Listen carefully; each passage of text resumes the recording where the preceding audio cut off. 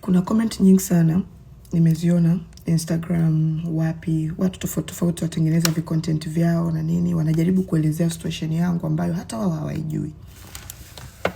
Naomba niseme kitu kimoja. I'm a business woman. Mpaka uone nimekuja mtandaoni kusema 1 2 3 haiko hivi, tafadhali nisihusishwe. Mimi Nifa kwa nilipofikia sasa hivi, ujue iko sababu ya msingi.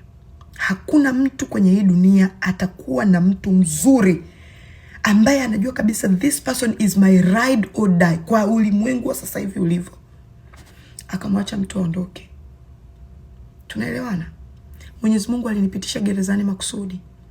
Labda alinipitisha kule kuniambia we mtoto, usipokuwa makini ni huku tena nitakapokurudisha. Ni huku alinipitisha makusudi, kwamba ukiendelea kuna vitu kufumba macho ndo huku nitakapokurudisha. Sitaki kuongea sana. Najua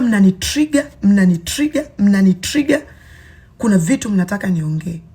Sitovizungumza mpaka siku itakapofika mwenyewe ambaye anahusika na hili jambo lote atakaponi-trigger na yeye ndo nitaongea. Kwa sasa hivi nilichokifanya ni kuweka wazi mipaka, boundaries, kwamba sina ushirikiano wa kibiashara na mtu yoyote. Si ushirikiani kibiashara na mtu yoyote. Sina mahusiano na mtu yoyote. Kwa heshima tu, bila kusema sijui nini wala nini wala nini. Mimi bado ni mdogo sana. Ndo kwanza na miaka 26. Kuna vitu kwa afya yangu ya akili siwezi kuvihendo. Mlitaka nije hapa nimekufa kwamba msikie tu Jennifer Jovin afariki dunia. Naombeni niache. Nyie wote mnaotengeneza content sijui mtu alisimama na wewe akiwa gerezani kwa video ya dakika 1. Rafiki zangu walikuwa hawaji gerezani. Mama yangu alikuwa haji gerezani kila siku. Wadogo zangu walikuwa hawaji. Na walikuwa wanakuja kila Jumamosi. Walikuwa hawashoot video dukani. Mnajua maana ya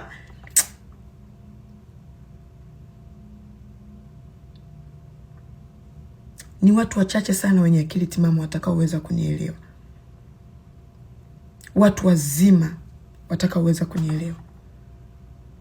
Mimi ndo najua Mwenyezi Mungu kaniepusha na kitu gani. Ndoa yangu ya kwanza kwake ni ndoa yake ya pili. So please, msini-trigger kutaka mimi niongee vitu sijui nifanye nini. Hakuna lokuwa ananisaidia kupokea barua za wanasheria dukani kwangu. Hakuna. Kuna watu walikuwa bado wanadili na yule mtu kwa sababu wanajua ni mtu ambaye yuko karibu yangu. Please. Hili si jambo la siku moja. Ni zaidi ya miaka 2.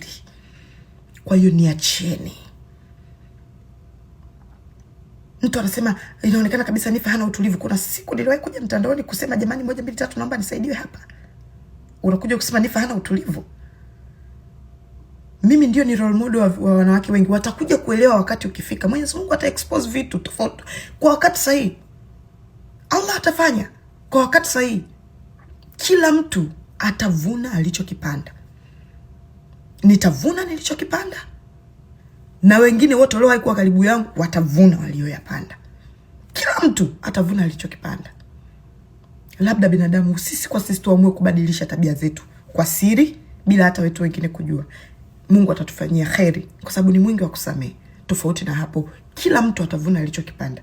Sitaki eti mtu mnaamini sana mitandao ndio maana mnakuwa manipulated. Niacheni.